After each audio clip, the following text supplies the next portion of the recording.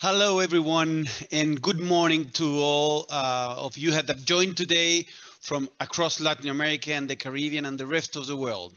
Hola, muy buenos días a todos los que nos están acompañando desde América Latina y el Caribe, del resto del mundo y que hablan castellano. Bom dia para todos vocês que estão se conectando do Brasil, falam português. É prazer estar com todos vocês. A very special thanks to my colleagues at the UNFCCC and our Race to Resilience team for bringing us to the final the Race to Resilience program. The Caribbean Regional Climate Week. A very special thank you also to our co-host in this event, the Global Resilience Partnership and Way Carbon.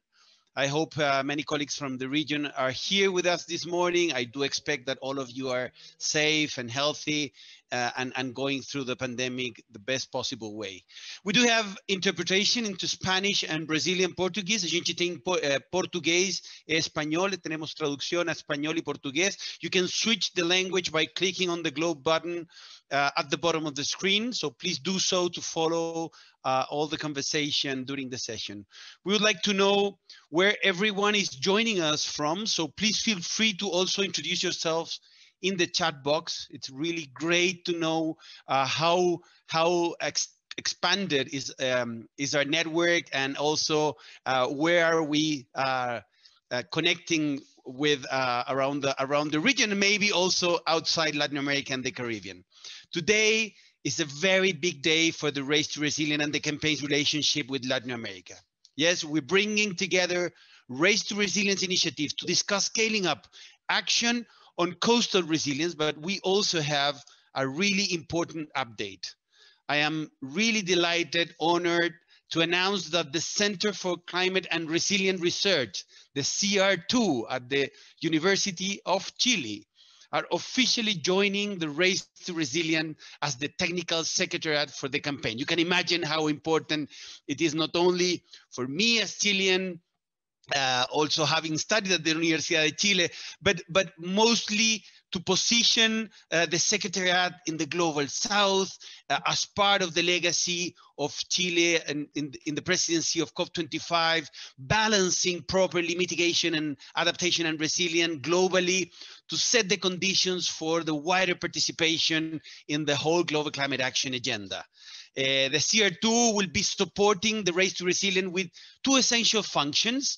They will be providing the Secretariat to the peer review group, who will be conducting independent reviews for all the initiatives application to the campaign, and the methodology advisory group, who validate the metric framework all Race to Resilience initiatives will be applying to their actions. I could not be happier to have CR2 come on board with the campaign and join the executive team. So I would especially want to thank Paulina Aldunce, and Andrea Rudnick, and Maisa Rojas, and the whole team for their support, for being available, for taking quite a relevant role and quite an important challenge for themselves, for the country, for the region, for the whole world, and for resilience, and for, of course, Race to Resilience. I'm absolutely sure their expertise on resilient metrics and world-class research center make them a perfect partner for the campaign. It is an absolute point of pride and a perfect time at Latin America and Caribbean Climate Week to welcome CR2, CR2 to the Race to Resilience. So if we were now in person, we will all be standing up and clapping. So for the CR2 team, please feel that energy and receive it with the depth of our heart, and with a clear vision on how much this is a fundamental moment for the campaign and for the whole group. Let me set the scene for today. Today we're focusing on one specific challenge, coastal resilience, but also as a solution, using novel financial solutions to create resilience for coastal communities. The scale and urgency of the challenges posed by ocean-derived risk call for a transformative relacionados com esse risco, already experiencing the really high and profound impacts of a changing climate. They are hit first and worst through exposure to floods, storms, and of course, sea level rise. So the challenge, though, is only going to grow and get worse. So globally, nearly 1 billion people are estimated to be living in 100-year coastal flood plains by 2030. These are predominantly people in low-income countries who depend directly on coastal and marine ecosystems for food security, for economic well-being, and coastal protection. There's so much of our culture when it comes to the region, and as I said, especially in the Caribbean, but also in all of the countries that are facing the coast. So much of our culture that is related to that ecosystem that we need to protect and strengthen. As we've heard throughout this climate week, to build resilient coastal communities, we must work hand in hand with nature and create more investment opportunities for nature-based solutions. I would say we also have to realize how important is that historical culture that should and can help us improve our resilience in the coastal zones. These efforts to improve coastal resilience can have really important co-benefits. We will hear today about solutions that deliver win-win for nature and people. These solutions can help to protect and restore habitat, reduce pollution, create jobs, support tourism and recreation, and provide financial resources to support conservation and climate action, not only in ocean coastals, but also rivers, lakes, and other water streams. We also know that investing in coastal resilience is simply a smart economics. According to the Global Commission on Adaptation, protecting and restoring mangroves globally at a cost of less than $100 billion could create $1 trillion in net benefits by 2030. Coastal resilience will also benefit coastal communities by safeguarding the rights of the most vulnerable people and sharing the burdens and benefits of climate change and its impact equitably and fairly. We need to build a strong business case for ocean nature-based solutions. We need to mobilize all companies, all investors on the issue. It starts, of course, by building common understanding. Why companies should protect marine ecosystem? What are the financial risks on a dead ocean, and what are the co-benefits for all their businesses and people and nature at large to protect and restore coastal and marine ecosystems? So before I hand over to Karen to kick us off, I want to make a final call to action. Come on board with the race to resilience. We need to show in this particular year, in this particular moment in history, where we're facing probably the worst health crisis, how much of the importance of resilience we have understood and incorporated into now our decision making. We need to use this moment in time to bring resilience on board, whether if you're a non-state actor, a business, an investor, policymaker, civil society organization, or a regional government. All of you need to join this race to improve our resilience. We're building an inclusive campaign, a community of resilience actors to share best practices and drive even more resources to resilience. So please, at the end of today's session, get in touch with us.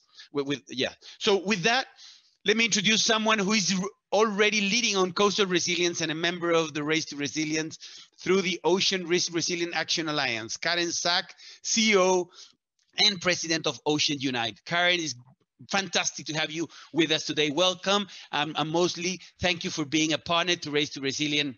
Over to you. Thank you so much, Gonzalo. It's an absolute pleasure to be here today. And, you know, from your opening remarks, I think what we all have to remember is that Latin America and the Caribbean is really a region of oceans. 25% of the population lives on or near the coast, with up to 100% in the Caribbean. And the ocean provides close to $21 billion in GDP to the region. As you mentioned, the COVID pandemic has added even more urgency to the need to create more innovative, integrated, and climate resilient economies. The Caribbean Catastrophe Risk Insurance Facility found that in 7 out of the 8 countries examined, reef and mangrove restoration were among the most cost-effective approaches for coastal risk reduction and adaptation.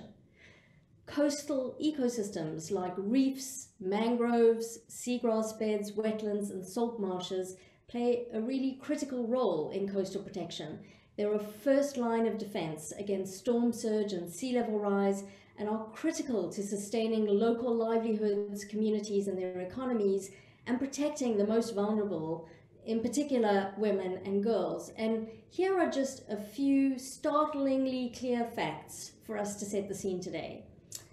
A study that focused on the Caribbean concludes that coral reef and mangrove restoration projects in that region are 10 to 100 times cheaper than artificial coastal defenses.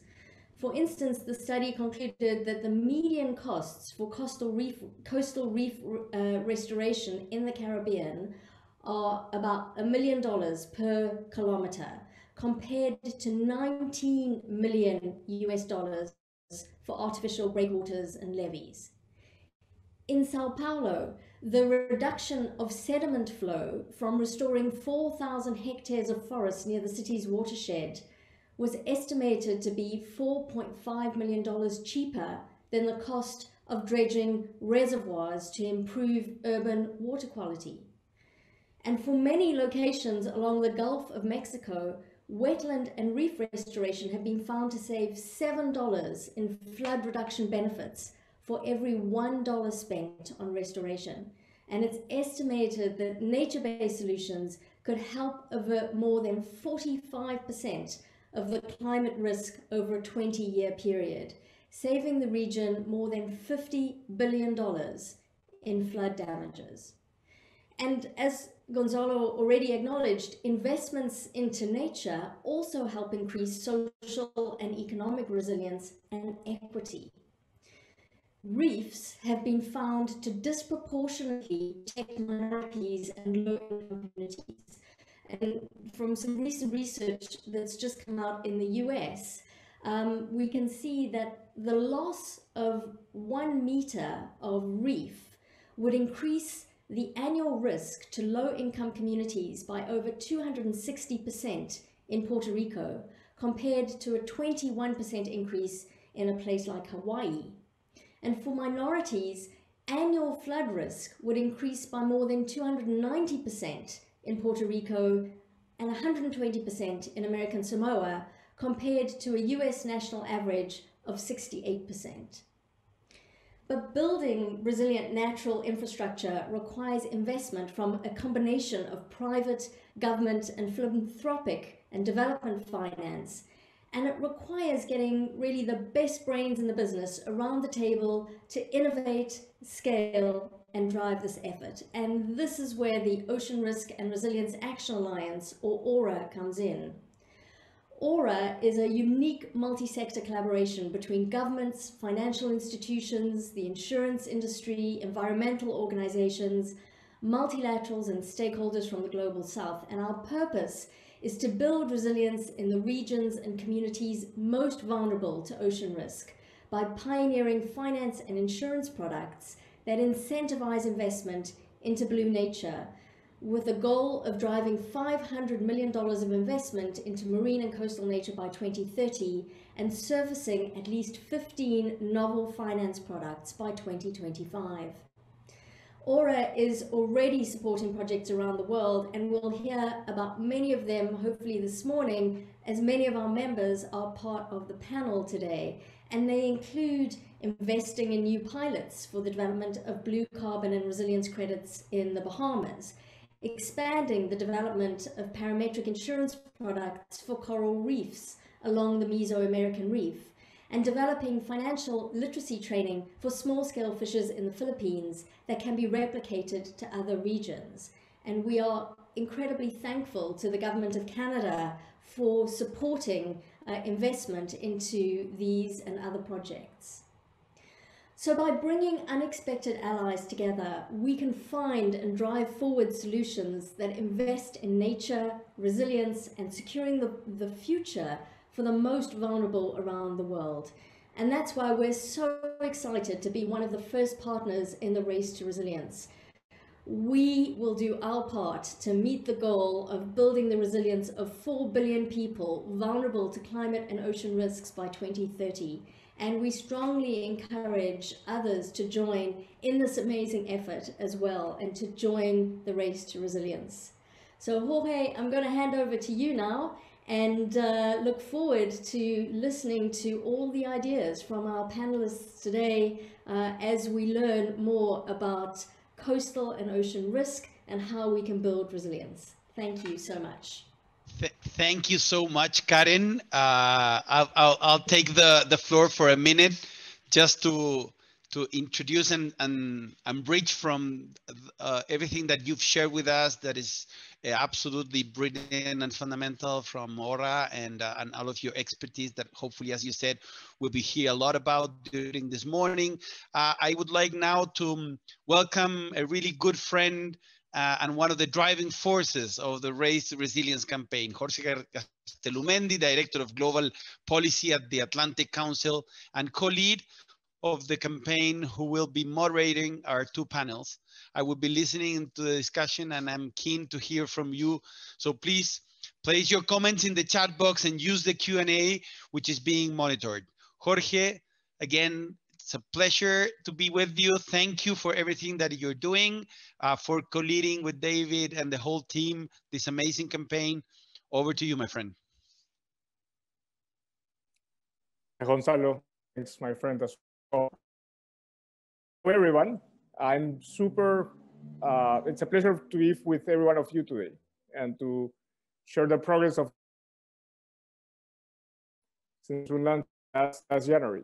And so on the panels today, we have a number, 4 to be specific, Race to Resilience Initiative partners. And they are leaders on working on coastal resilience in Latin America and globally.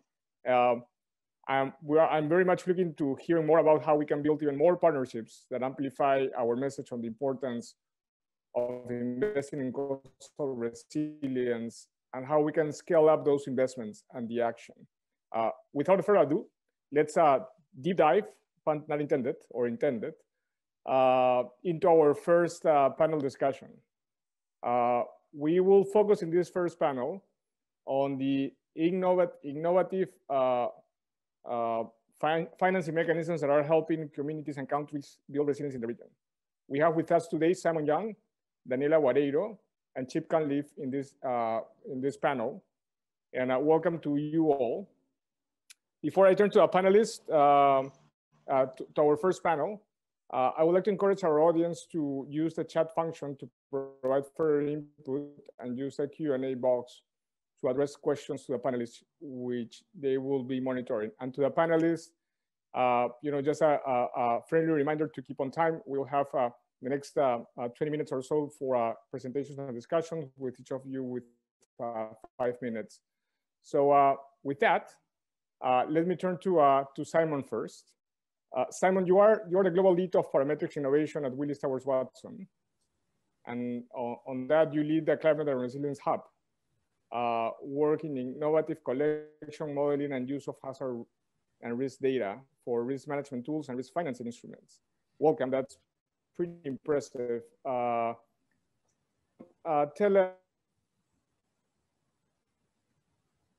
us facility that is years. But how can we expand these initiatives further in LA, in the Latin America and the Caribbean? Thanks very much, Jorge. It's great to be with you all and here representing Willis Towers Watson, which through the CCRI is part of the Race to Resilience. So very happy to be here. We're also one of the founding members of Aura as well. So it's great to be following Karen and the great statements that she made. I happen to be, I led the team that created the CRIF, and so have have seen a lot of evolution in CRIF and what it's been trying to do, but also the kind of seeds that it sowed in the region. It started obviously in the Caribbean and dealing with sovereigns.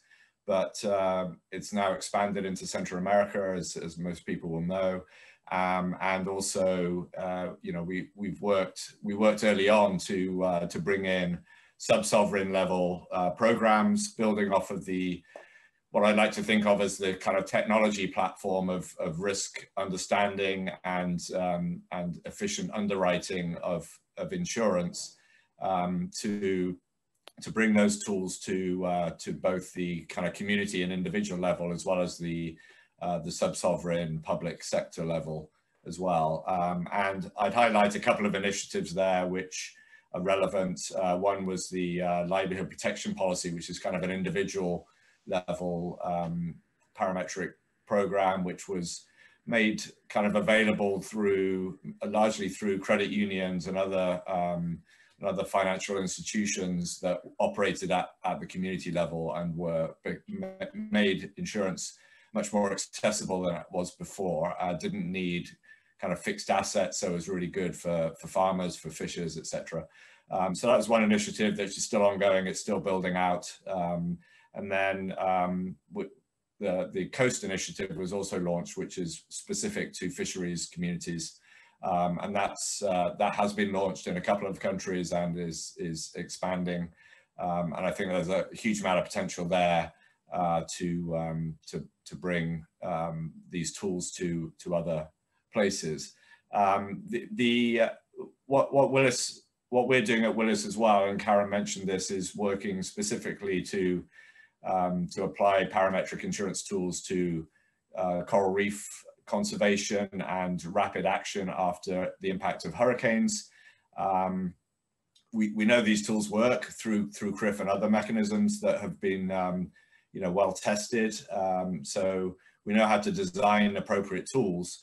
But the other important piece of this is not only having the financing available quickly, but it's also having a mechanism to implement, to use that financing basically. And so we're working closely with the MAR Fund, the Mesoamerican Reef Fund, with TNC as well actually, and RARE and others to make sure that as we develop and implement these financing mechanisms, we're also ensuring that the planning and the implementation is of using those funds to do the maximum good. And we know that if we get onto coral reefs quickly after a hurricane, we can greatly mitigate the length of time that the ecosystem services are interrupted or partially interrupted.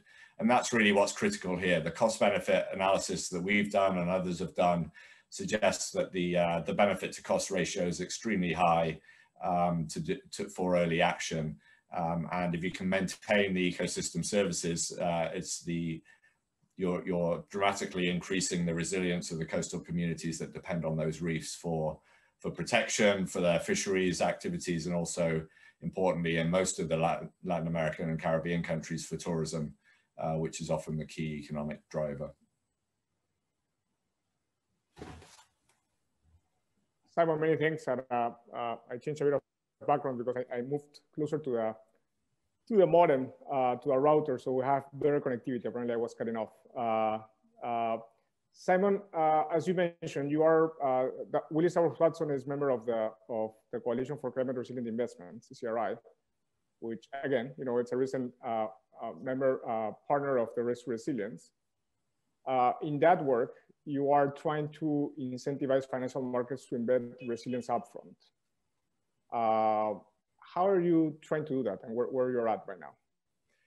So CCRI was announced at the UN Climate Summit in 2019, and it was the announcement was made by our CEO John Haley, and we very much see this as a coordination role in bringing together the financial sector writ large and globally, of which Willis is a small part, but covers a lot of areas of that, including insurance and also investment advisory. So, and we all felt that it was really critical to get to the fundamental building blocks of economic activity, which are, is the flow of capital and the investors and asset managers who control that flow.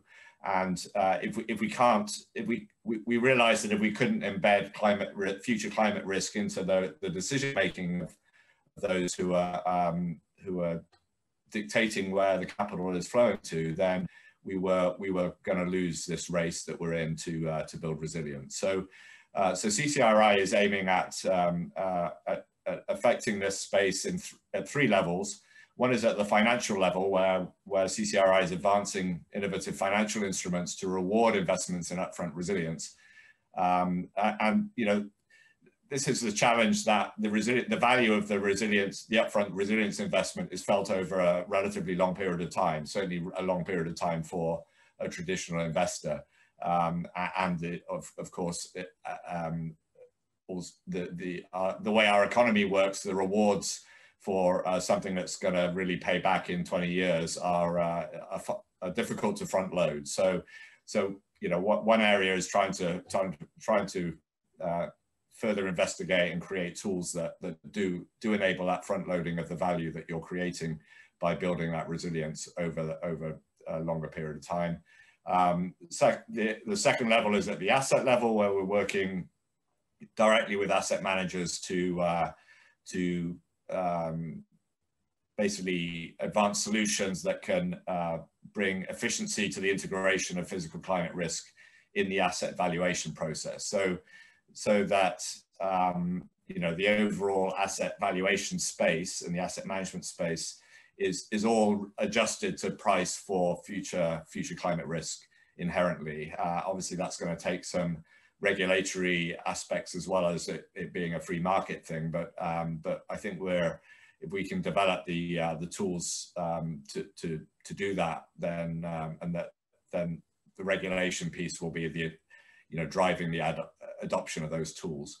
And then finally, the final level is at the systemic level, where we're supporting governments to assess and manage systemic exposure to physical climate risks through development and deployment of national investment prioritization tools. So you can determine key public sector investments in resilience, which have the greatest impact. And that part of the program is actually being piloted in Jamaica, where obviously a lot of the resilience investment, infrastructure investments in Jamaica are coastal investments. And so, Jamaica's extremely reliant for its tourism industry on the coast, obviously, but also for in the port and many other areas as well as So that Jamaica pilot was not was deliberately chosen so that we were covering a relatively smaller economy, but also one that's heavily coastally exposed. Simon, great insights. Thanks for that. I would like to turn now to Daniela, who is the Resilience Manager at the Secretariat for Sustainability and Resilience of Salvador. Great to have you with us as a representative from one of Brazil's most densely populated coastal cities, and also to get a sense of the local perspective and the solutions being developed from the ground up. Daniela, at the end of last year, your city officially launched its first plan for mitigation and adaptation to climate change. Great achievement. Congratulations. Could you talk to us about top key priorities for Salvador in terms of coastal resilience, and in particular, given that we have limited time, if you could focus on how the city is planning to finance it. Good morning, George, and hello, everyone. Simon, it was really interesting also to hear you talk a bit. So in short, Salvador's priorities in terms of coastal resilience is to first ensure that all of the city plans and projects can apply to climate lens in order to consider the risks and the future scenarios when you think about climate change in its project. We need to start thinking not only our policies, but our public work, our future projects. We need to start considering climate risk. And in Salvador, that is to also know that we have an increase in flooding and an increase in sea level rise. And that's our first priority. Additionally, we aim to ensure that all public works use nature-based solutions And for that, we are starting the process of developing a law or a legislation in order to oblige the departments, the municipal departments, to consider nature-based solution in public works. Our second priority is to raise awareness about coastal climate risk to the population. And with that, we aim to engage more stakeholders on the possible adaptation solutions that we can have, as well as to increase coastal resilience of the people who are living in the areas who will be affected by sea level rise. So we need to have everyone, commerce, private sector, as well as residents, prepared for sea level rise, knowing the risks, and also help us to develop the solutions we might have in order to mitigate and to adapt to the problem. And our third priority, is to increase our marine conservation units. We already have one marine park, and we are starting to the process to have a second marine park. And with that, we will conserve more of our reefs and our marine ecosystems that can also help to mitigate sea level rise and avoid bigger damage to our coastal city. I think the financial part of the implementation part is municipal budget, but a big part of how we're financing these activities and our priorities is through partnerships and with the private sector. We have quite a few partnerships with international organizations such as C40, the Resilient City Networks, GIZ, which is the Germany Cooperation Agency, Waves of Change, among others. And with all of that, we get to have more knowledge, and we can exchange experiences and information with other cities to see what they're doing that we can implement in Salvador, as well as have financial resources to some of our activities. And also we aim to look more into public-private partnerships, as well as have the private sector kind of taking a lead and taking the role of helping and looking into solutions that could also help to mitigate the climate risk we will face in the future, and that we already face now.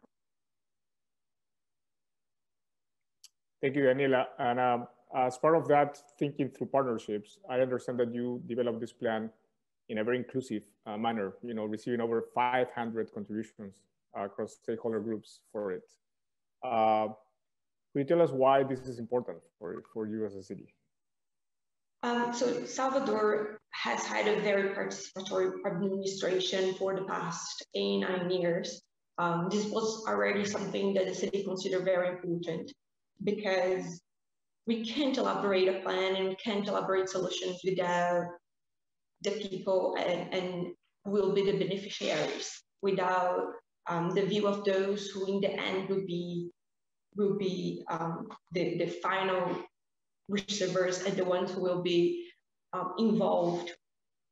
Also, we also wanted to ensure that our climate action plan would be something that every citizen would feel part of it. They would read and think, oh, this is important for us. So it would be independent of one government, one administration, regardless who was in power, would understand that this plan was a plan for the city that was made with the citizens, and not a plan of one administration or one political party. So this was also why the process was so participative, and we wanted to involve and hear so many different voices.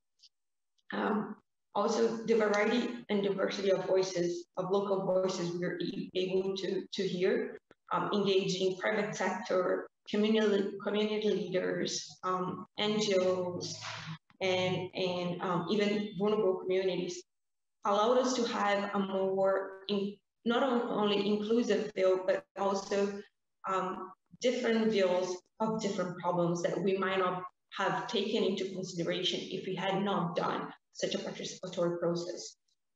We had included the blue infrastructure as one of our priorities because we did such a participatory process. And I think the outcome of our climate action plan would not have been who it was if we didn't had such an engagement with many different stakeholders and had done this long process to ensure that every voices would be heard. Yeah, many thanks. This just highlights the relevance of looking into having vulnerable groups and communities center to the thinking of our planning and of our investment. So with that, let me move to Chip, who is Director of Sustainable Development at AXA Excel. Chip also manages AXA's Ocean Risk Initiative, which works to identify innovative insurance and financial solutions to the impacts of ocean-related risks. Great to have you with us, Chip. You are leading the development of a coastal risk index. And could you tell us how this work is changing insurance approaches and what more is needed to improve our understanding of ocean risk? Well, hey, thank you very much indeed, and nice to be with everybody today. Look, I think within the insurance industry, as Simon said, we inherently price physical climate risk into our models. However, if we think about ecosystems and their degradation over actually quite a short period of time, so we're thinking about mangroves and reefs here, then actually it doesn't necessarily give you a particularly good view of your risk on an annual basis. So of course, as everyone probably knows, most insurance is an annual insurance policy. And so we're only focusing on that 1 year ahead. But of course, if we're looking at an investment, let's say over a 30-year period, then of course that investor wants to know where their money is likely to be at risk. I mean, if we're looking at coastal ecosystems and the degradation from either human or climate change, then evidently that investment is maybe more at risk if those ecosystems aren't there. So the idea behind the Coastal Risk Index is to provide a better, more integrated understanding of flood hazard in the first instance, with and without ecosystems. So as I said, you take away your mangrove or reef, and of course your risk profile on land, on whether it's for a community or whether it's for a building or a piece of infrastructure, will of course increase. So the idea is really to have a more specific understanding of your risks in those areas that have those ecosystems. So we hope to be able to launch this around the COP in November. And really, I suppose in some ways, it's for the first time we'll have that those mangroves and reefs integrated into our risk models. And we're also looking at this today and in 2030 and in 2050 as well. So have a sort of a focus into the future. And I think that actually there's as much education needed within our own industry of the usefulness and importance of nature-based solutions as it is for anybody else. Ordinarily, there's a lot of work done, of course, from a risk management perspective in utilizing, grey infrastructure, but understanding the scientific basis of and the importance of nature-based solutions as a protective barrier alongside the carbon sequestration, alongside the importance of those ecosystems from a social and economic perspective, still needs to be integrated really into our understanding. And I think there's a lot more work to be done there. The work that Simon and we do within AXA, and of course others are doing as well, or at least starting to do, is really important for us to be able to understand our world better. On nature-based solutions, Chip, and that's an amazing development that you have here with the index.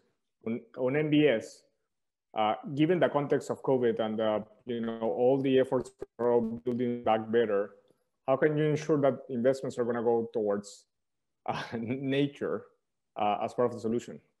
Well, look, I think there's a real focus within the insurance industry about building back better, and of course, having that long-term horizon is absolutely critical for all of us, for everybody. So being able to invest in resilience today, of course, is going to have a much more impact for everybody over the course of a 10, let's say 10, 20, 30-year period. I mean, I think that, we have a priority within AXA itself that focuses on ecosystems, climate, and biodiversity. We have a, excuse me, a $350 million fund that we've put in, that we've developed over the last, or we launched actually about 1.5 years ago. And most recently, we invested about $11 million into a well and forest restoration project in Indonesia. So nature-based solutions for us is a really critical point as we move forward.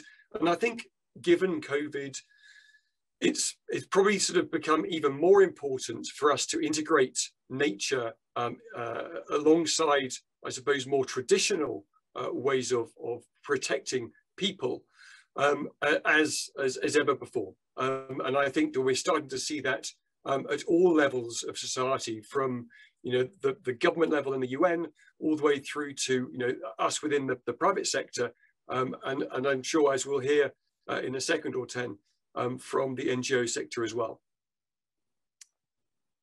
Chip, thank you so much, and that's a great segue to our second panel, in which we will discuss how to increase investment. Exactly what Chip was trying to indicate, how we're going to increase investment in nature-based solutions to build coastal resilience.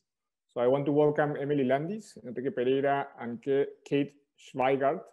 Hope, Kate, I pronounced correctly your last name, to present on the second panel.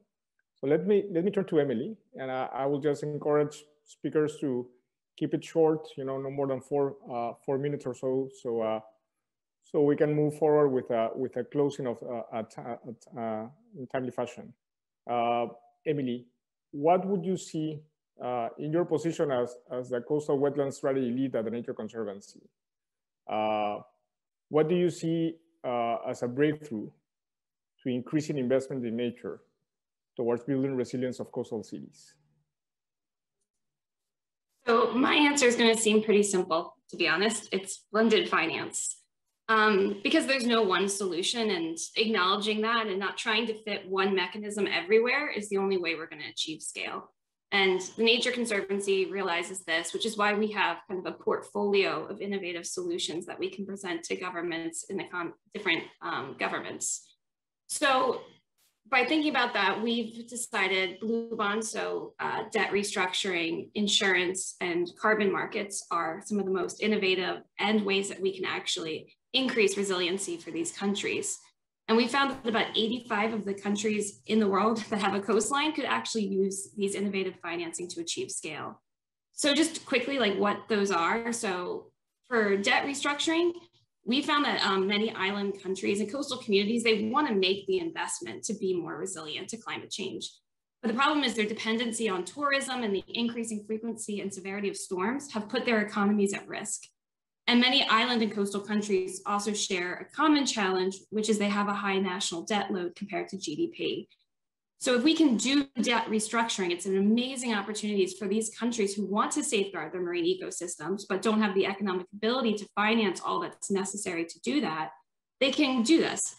But the problem, and why I'm saying blended finance, is this isn't an opportunity everywhere. This is only an opportunity in countries that have a low credit score. And then insurance is also an amazing opportunity. I won't speak too much about it since others here have done it, with the example, obviously, the coral reefs in Mexico. But the thing is, with parametric insurance, it's complicated. It requires quite a lot of enabling conditions on the ground. And so it can't work everywhere, but where it can work, it is an extremely important way to protect our coastal systems and the people who rely on them. And then last is carbon markets. They're a great way to generate long-term financing for coastal wetland restoration and conservation. The thing is, though, right now at $5 to $10 a ton, these aren't going to be the solutions that are going to suddenly change the world. But what they are going to do is safeguard these systems for 30 plus years, because that's the time horizon of carbon markets. So what we need to think about is all three of those innovative finance solutions coming together to develop resiliency. And we've seen through blended finance, there's about $152 billion that have gone using blended financing to developing countries. And most private investors tend to be risk averse, and they want a guarantee on their investment and it'll have a return. So the ones that we're thinking about and what I mentioned before.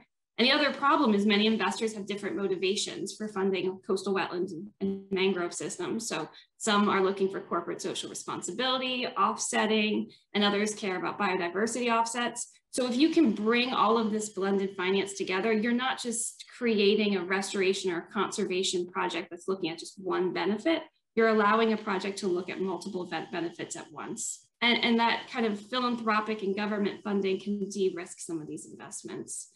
So that's kind of where I see is that using blended finance rather than using one solution and saying this is going to change the world, it's actually looking at all of them and bringing them all together as an opportunity. And thanks, Emily. On the, you as part of the Global Mangrove Alliance, you aim to increase coastal communities' resilience to the impacts of climate change and ocean change through $10 billion of total investment. What is missing to get that level of investment? You just mentioned a big number in terms of blended finance. How can you what is missing to mobilize action towards a portion of that to go into this area of focus of the Alliance? Yeah, no, thank you. And I'm hoping when people hear that number now, it's not as scary from all the other panelists, because it is a number that can be done. And I'll just give one way to do it. There's a whole bunch, and I've kind of done some of the innovative financing opportunities, but it sounds kind of boring, but it's just talking to each other and learning from each other.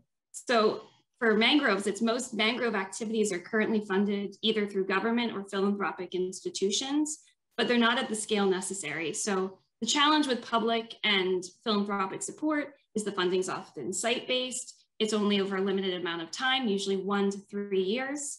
This type of time-limited and site-based funding, when done poorly, can lead to fragmentation of mangrove sites, failure in the long term. Over 80% of all mangrove restoration projects fail due to poor science and poor understanding of how to do restoration.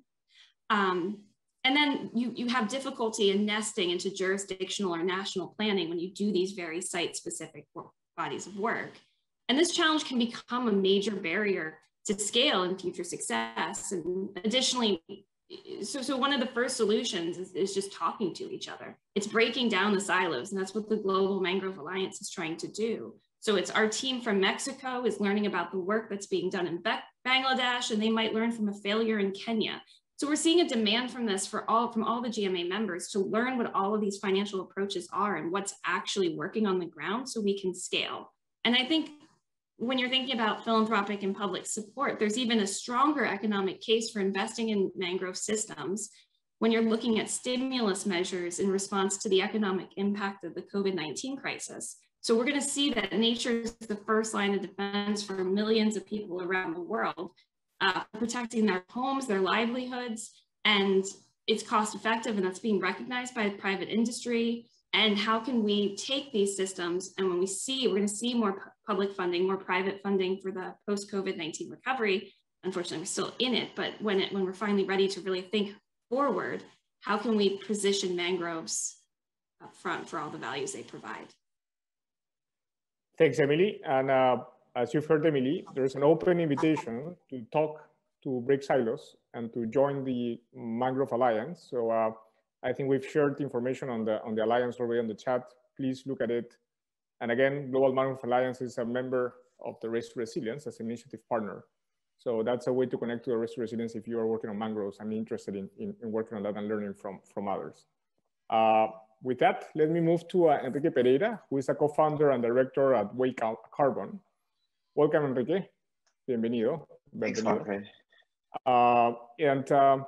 You were involved recently in an assessment on the economic impacts of sea level rise in Rio de Janeiro. Share with us a couple of takeaways. We don't have a lot of time, but and I'm sure that that assessment is fascinating in every single level. But a couple of takeaways on what that means for particularly the most vulnerable people in densely populated areas of Rio. Yeah, thanks, Jorge. Yeah, that was a project financed by the Financing Sustainable Cities Initiative. That's a program led by CIF40. And as many had said, there was an opportunity to try innovative approach to understand and to inform policymaking towards building coastal resilience in large populated cities. So I have some takeaways here. And the first of all is that we already have information to advance the agenda. I know this is a complex topic and there is like lack of action because sometimes cities don't know what to do, but if cities look inside to the databases they have and to information they have, I'm very positive that we have information to advance and bring some information. The second point, which is an issue that I haven't been hearing a lot, is that technology is key, and digital competences at the local level, at the city level is important. So one thing is working with Rio and with Salvador and with Recife and with the big cities that has this capacity, but how can we also bridge this competence gap at smaller coastal cities and smaller regions that may not have this capacity to work with data to understand the impacts. And finally, one thing that was really important is the feedback we had from the city hall and from all the secretaries in the city when we have like this local impact data, when we have evidence at the local level, when we have the context of the impact, the discuss just move to another level. People start to understand how that materialize, and then they get interested and then they just start to discuss and they want to contribute. So these are three important takeaways from the work, but coming to your specific question, just to say, there are blind spots. And unfortunately, this is a major gap on the work because like most vulnerable people, those are the regions of the city where data is not available. So data gaps overlap with vulnerability. So vulnerability, it's also like a digital and a data vulnerability maybe because we don't have information on those specific regions of the city where the most vulnerable people lives, where the city is expanding. And as Other had said, it's very difficult to put a price on nature, right? And on culture and on tourism. What does it mean for Ipanema to be flooded? So how is the price of Ipanema, or how is the price of some cultural and touristic spots in the city? So this is just some issues that we had from that work. That is fascinating, and as you know, the Risk Resilience is focused on the most vulnerable groups and communities around the world. So we'll love to follow up on that with you. Please reach out so we can understand better what are those data gaps and the blind spots, as you put them. How can we promote coastal resilience and shine the spotlight on the importance of increased investment towards that? Like how to move the needle towards putting more investment on coastal resilience based on what you've taken out of this analysis? Yeah, and again, it's good to be like the final one to talk because people had said the important bit. I can just like try to tidy it up. But in a cost-benefit perspective, we know that nature-based solutions are more effective than artificial solutions or gray solutions. But there is one very relevant aspect when we are talking about our regions specifically. We have I would call it a historical burden on urban planning. We've been doing stuff, we've been building cities in a specific way for quite a long time. So when Daniela says that we are discussing a legislation that will oblige a secretary to look at nature-based solution, is just because we have this concrete addiction and we have this mindset towards great solutions, and obviously technicians with a very solid engineering background that they used to build stuff as they used to build stuff. So this is an important issue. And if we bring what Emily said, that we don't have much money, we need to drive that resources towards a cost-effective solutions. Nature-based solutions must be put on top of the solutions we have for cities, but we need to consider these restrictions. In Brazil, for example, Recife has a great opportunity, and they're thinking a lot about expanding coastal parks and looking at nature-based solutions as a scaled solutions to deal with coastal hazard in the city. And just to conclude and make a link to the Race to Resilience, there is a lot of knowledge, as Emily said, and there is a lot of information, and there is a lot of different perspectives that can be applied in different contexts in South America, in the Caribbean, and worldwide. So if we can mobilize that knowledge, if we can mobilize the available data and the available resources towards the same goal of building coastal resilience, I think this is also a very relevant agenda that needs to be strengthened. And I'm very happy to see what Race to Resilience is proposing itself to do, because it is just a convergence of, in my point of view, this opportunity and the efforts that Race to Resilience is endeavoring. Enrique, many thanks. And last but certainly not least, Kate, who is the Senior Director of Innovative Finance at RARE. Kate, I will love to have you, take your time, the 4 minutes that you have. So I'm going to ask the audience for forgiveness and give us a couple of more minutes so we can finish 2 minutes over the time, if that's okay. But please don't rush. We'll love to hear you.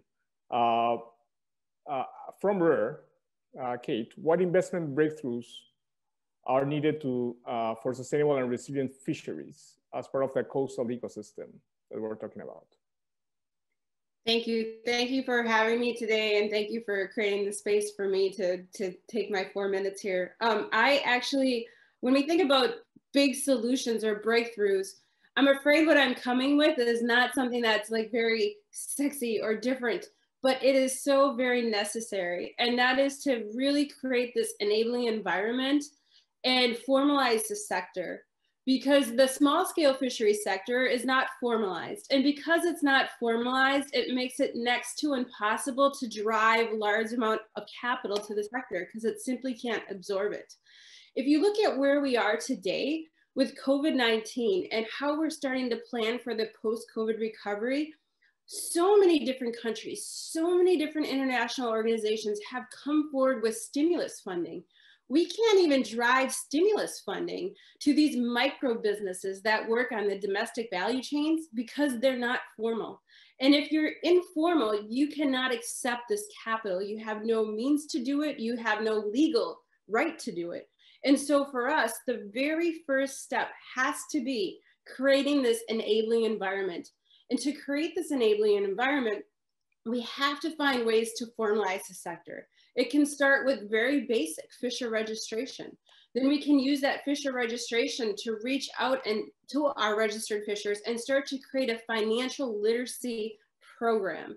And financial literacy, I think when we think about it in the past, is like a 4-hour training that you take once in your life. And nobody walks away with a 4-hour training with life-changing skills. So we are trying to think of what behavior changes can we bring to our fishers that will create this financial literacy framework for which they can thrive.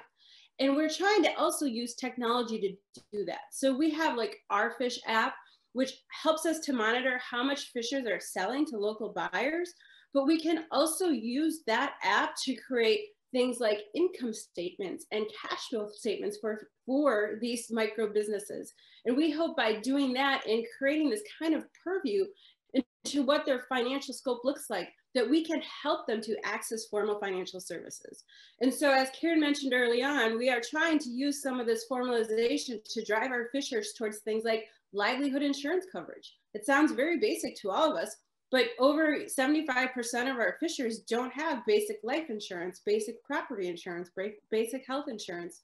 And we're also trying to create that access point to formal financial services. And I'm not talking about indebting our fishers. I'm talking about allowing them to open a bank account, which is, you know, a privilege that so many of us have, but our fishers simply do not. So knowing that I'm short on time, I will go ahead and turn it back to you. Thank you so much. I would love to hear how, probably for an opportunity to engage more on the risk resilience, how you are planning to scale that up. Because that's exactly what we're trying to, you know, attend the most vulnerable groups and communities of the world, listening to them, working with them, and then scaling up those solutions to a place in which, you know, more people could actually take up on those. So with that, Kate, many thanks for giving me back 1 minute. I appreciate that, and for your conciseness. I just want to close the event today.